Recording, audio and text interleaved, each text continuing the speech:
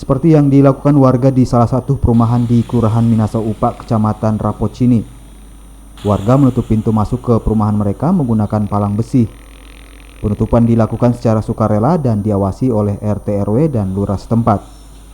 Warga yang akan masuk ke dalam perumahan hanya warga yang berdomisili di dalam perumahan. Penutupan akses masuk ke perumahan yang dilakukan warga untuk memutus penyebaran virus corona, apalagi di wilayah Kecamatan Rapocini, Makassar, merupakan wilayah dengan jumlah kasus positif COVID-19 yang cukup tinggi. Jadi kami menyerahkan ke RW-nya yang mengambil kebijakan untuk menutup area masuk ke wilayahnya. Seperti itu. Ya, penutupan ini dengan seperti apa, Pak? Jadi setiap jalan masuk di perumahan ini ada portal. Jadi ditutup pakai portal selama lockdown ini.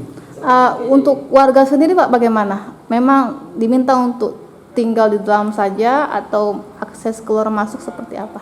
Jadi kalau untuk warga itu kami sendiri sudah mengedarkan himbauan dari Pak Wali Kota ke warga untuk berdiam diri di rumah, tidak untuk keluar selama masa PSBB ini.